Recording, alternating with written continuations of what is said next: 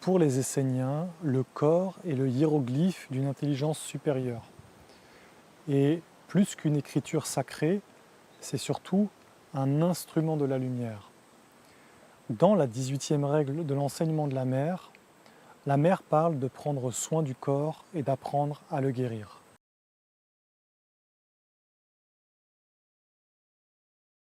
Dans cet enseignement, la vision que l'on a du corps, elle est animiste, dans le sens que le corps n'est pas vu juste comme un élément qui vit tout seul et qui n'a pas de relation avec d'autres mondes.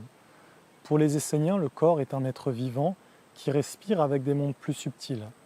C'est donc un instrument animiste qui vit dans plusieurs mondes. Il ne vit pas dans un seul monde.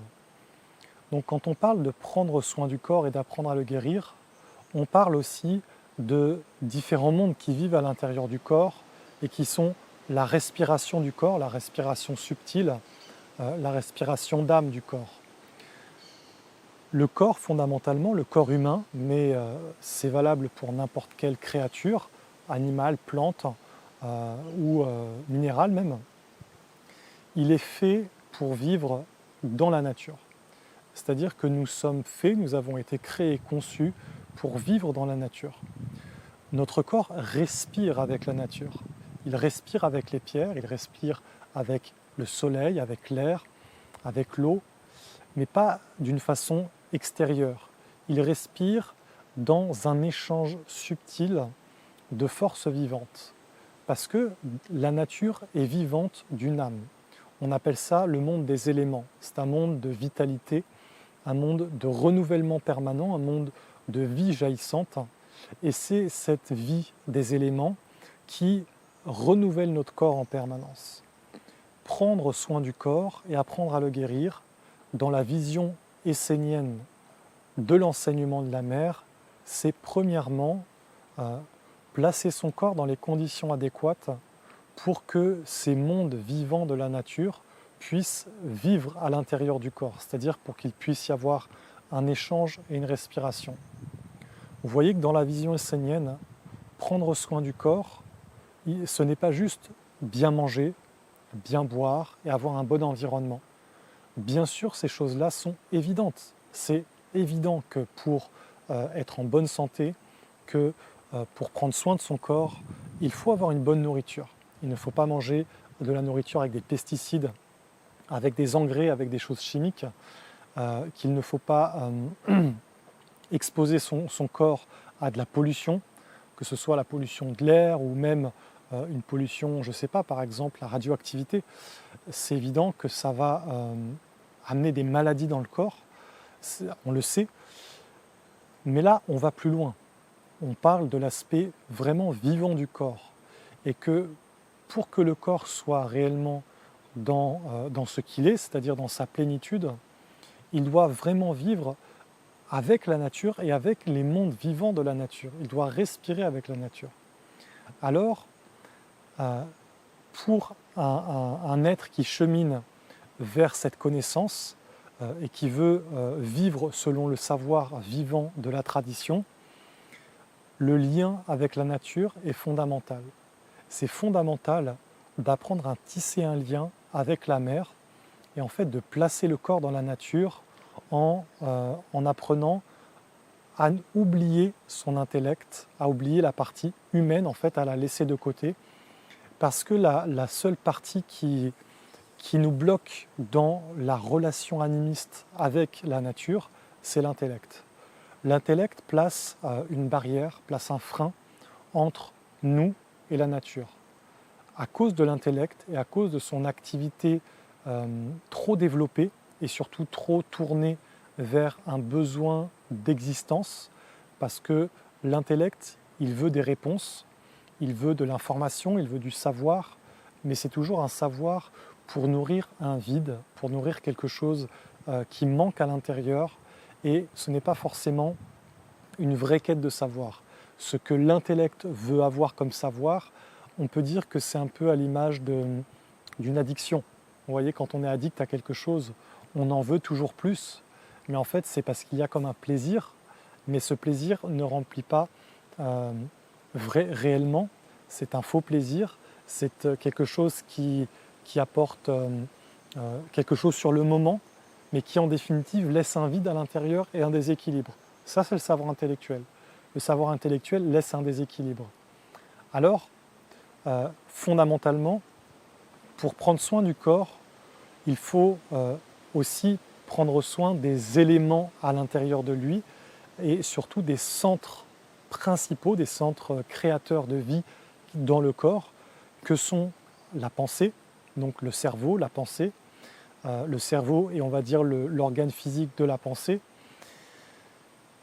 le cœur, qui est un autre centre créateur avec les sentiments. Donc le cœur émane les sentiments et dans son aspect physique, dans notre corps, ce sont les glandes endocrines avec toutes les hormones qui sont libérées par le corps physiquement, mais qui sont libérées par l'expression des sentiments. Par exemple, si je suis dans la peur, mon corps va générer certaines hormones. Si je suis dans la joie, mon corps va générer d'autres hormones.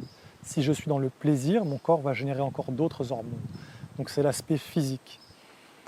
Mais c'est lié à un aspect subtil, donc il y a toujours les deux. Et le troisième centre, c'est le ventre. Donc le centre physique, c'est l'estomac et les intestins. Et le centre, on va dire, intérieur, c'est la volonté, le désir. Ces trois centres, en fait, doivent être pris en compte comme une globalité, comme étant le corps, comme faisant partie du corps. Le corps physique, ce n'est pas juste le corps physique avec ses organes, mais c'est aussi ces centres subtils qui sont le corps. Donc, prendre soin du corps, c'est d'abord prendre soin de sa pensée. Apprendre à cultiver des pensées claires, des pensées pures, des pensées vivantes. C'est nettoyer la sphère de ses sentiments, mettre de l'ordre dans ses sentiments, mais aussi devenir un créateur, parce que tu es un créateur et sache que tu peux créer des sentiments, tu peux créer toi-même tes sentiments, tes émotions. Si tu vis dans la tristesse, dans la colère, sache que c'est parce que tu n'as pas éveillé cette conscience que tu es un créateur dans tes sentiments. Si tu éveilles cette conscience, alors tu vas apprendre à créer d'autres sentiments. Tu vas créer l'harmonie, tu vas créer la bienveillance, tu vas leur donner naissance consciemment, parce que c'est un acte spirituel, un acte de travail sur soi que d'être un créateur dans le centre du cœur. Et de même, dans le centre de la volonté, tu apprends à avoir des désirs sains et en fait à équilibrer la sphère des désirs. Parce que dans la sphère des désirs, c'est vraiment un monde qui est à double face. Il y a les désirs inconscients qu'on peut appeler des addictions. Vous voyez par exemple, je fume la cigarette et en fin de compte, je n'arrive pas à m'arrêter. Et parce qu'il y a en moi un désir et ce désir se manifeste à travers un esprit qu'on appelle l'esprit du tabac. Donc ça veut dire que si je fume de la cigarette, je suis pris, possédé par l'esprit du tabagisme. Donc c'est une sphère vivante qui fait partie de mon corps. Et prendre soin du corps, c'est prendre soin aussi de la volonté. Donc pour prendre soin de la volonté, c'est rendre la volonté consciente. Par exemple, je fume donc des cigarettes, admettons que je sois un fumeur et que je veuille m'arrêter de fumer la cigarette parce que j'ai conscience intellectuellement que c'est mauvais. Alors, je vais chercher à rendre consciente la volonté et à me dire quel est l'esprit en moi qui me fait fumer, quel est l'être qui me fait agir, parce qu'en fin de compte, le désir te pousse à l'action, il te met en mouvement. Tu vois, le désir, on est tous mis en mouvement par des désirs. On va vers ce qu'on veut, c'est-à-dire qu'on se met en mouvement vers ce qui nous attire, nos aspirations, donc nos désirs. Donc si tu rends conscient tes désirs, tes aspirations, tu vas voir d'où elles viennent. Tu vas voir si elles sont toi. Et par exemple, dans le cas du tabagisme, tu vas par exemple t'apercevoir que ce n'est pas toi qui veux fumer, mais qu'il y a un esprit en toi qui veut se nourrir. Et quand tu prends une cigarette pour la consommer, Si après tu te sens mieux, bien sûr il y a un côté physique avec des substances, la nicotine et d'autres substances peut-être, qui font qu'en fait compte il y a un plaisir, mais à l'intérieur c'est un esprit qui se nourrit. Donc dans cette idée de prendre soin du corps et d'apprendre à le guérir, comme la mère l'enseigne dans cette 18e règle, il y a vraiment cette vision que le corps est plus que l'organe physique, que la partie physique, vous voyez ce qu'on appelle le corps de chair, mais il est plus large, plus grand. Alors, dans ton chemin intérieur, considère ton corps comme un tout, comme un être plus grand, et aborde dans ta vie ta pensée, tes sentiments, ta volonté, tes désirs, comme faisant partie de ton corps. Parce que bien souvent on se dit non, c'est qu'une pensée, non, c'est qu'un sentiment. Non, je suis en colère, mais c'est juste un sentiment. Ça n'a pas vraiment d'importance.